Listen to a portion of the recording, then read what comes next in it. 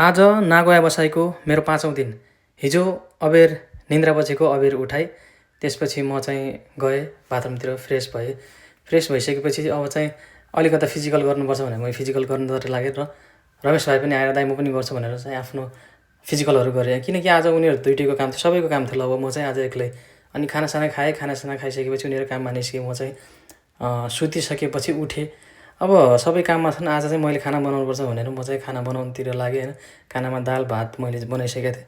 अनि आज चाहिँ लस्सी खानुपर्छ भनेर, किनकि हामीले हिजो लस्सी खाएको थियौँ, एकदम मिठो लागेको थियो। अनि लस्सी खानुपर्छ भनेर म चाहिँ दुध र केरा किन्न चाहिँ लागेँ लसुनतिर। मेरो घरबाट चाहिँ लसन साइकलमा 5 मिनट। त्यहाँ चाहिँ भाइले साइकल छोडेर रहेछ, रमेश भाइले। अनि म चाहिँ त्यो साइकल समातेर लागेँ लसनतिर। केही समयको दूरीपछि म ठ्याक्कै त्यो लसन ह्याकु भन्ने चाहिँ म चाहिँ अर्को लसनमा काम गरेको थिएँ होइन। मलाई थाहा थियो उता हुँदाखेरि निलो कलरको, यहाँ चाहिँ हरियो कलरको लसुन होइन। अनि त्यहाँ लसनमा गएँ। लसनमा गइसकेपछि ठ्याक्कै अलि अगाडि चाहिँ केरा थियो। एउटा केरा 3टा केरा समातेँ। अनि 1 प्याकेट दुध बट्टा। अनि बिहान चाहिँ केटाहरूलाई कामबाट आउँछ नि, भोक लागेको हुन्छ होला भनेर त्यहाँबाट एउटा ब्रेड पनि उठाएँ। अनि ब्रेड उठाइसकेपछि यताउति अब केही अरू स्न्याक्सहरू खान पाउँछ कि बिहान चाहिँ अनि हुन्छ भनेर ठ्याक्कै मेरो नजर त्यहाँको मासुमा गयो कि। अब मासु पनि थिएन, बनाएर खाइदिने हो कि आज भनेर चाहिँ टक्क त्यो मासु पनि उठाएर ल्याएँ। उठाएर ल्याइसकेपछि अब चाहिँ म चाहिँ त्यहाँको काउन्टरतिर गएँ। काउन्टरमा चाहिँ नेपाली बहिनी चाहिँ काम गर्दै रहेछन् होइन। मैले नामसाम सोध्ने कुरो भएन। अनि त्यहाँ पेमेन्ट गरिसकेपछि 894 रुपियाँ मैले पेमेन्ट गरिसकेपछि सामान प्याक गरेर म चाहिँ निक्लेँ घरतिर।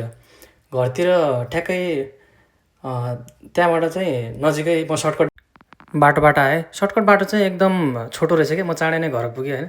अनि त्यसपछि अब मदन भाइ पनि एकछिनमा आउँछ।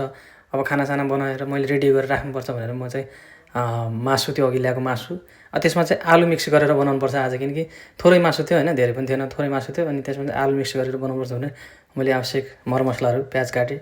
अनि त्यसपछि लसुनहरू अदुवाहरू सबै काटिसकेपछि मासु चाहिँ आलुसँगै पकाएर एकदम स्पेसल भइसकेको थियो। मासु नै एकदम मगमग बास्ना आइरहेको थियो। अब चाहिँ मदन भाइ पनि पुगिसकेको थियो ठ्याक्कै। अब लस्सी बनाउनुपर्छ भनेर मैले चाहिँ मसँग मेसिन चाहिँ मिक्सर पहिल्यै थियो होइन। एमाजोनबाट मैले ओसाका हुँदाखेरि नै मैले किनेर राखेको थिएँ त्यो, किनकि गरिब मौसममा चाहिँ लस्सीहरू खाइराख्नुपर्छ भनेर एकदम चाहिँ कहिलेकाहीँ दहीलाई मही बनाएर खानुपर्छ भनेर राखेको थिएँ। अनि त्यसपछि मदन भाइ आइसकेको थियो। मदन भाइले आज भाइ मदन भाइले बनाउँछ लस्सी भनेर ठ्याक्कै आवश्यक सामग्रीहरू हामीले मिक्सर भइहाल्यो। अनि दुधहरू, अनि केरा, त्यसपछि चाहिँ चिनी भयो। अब आवश्यक हाल्दा पनि भयो चिनी। दुध चाहिँ तताएर हाल्दा पनि भयो, नतताएर हामी चाहिँ त्यतिकै हालेको थियो। अनि मदन भाइले ठ्याक्क लस्सी बनायो। 3टा कपमा हालिसकेपछि अब चाहिँ हामी चाहिँ एकदम स्वाद मानेर एकदम राम्रो लस्सी बनिसकेको थियो होइन। एकदम हेर्दाखेरि नै खाउँ जस्तो लागेको थियो। अनि त्यसपछि हामी 3जनाले बसेर लस्सी, खाना, मासु, भात सँगै खाएर आज चाहिँ एकदम खुसी भइरहेको थियो। मदन भाइ पनि लस्सी पनि खान पाइने भयो भनेर।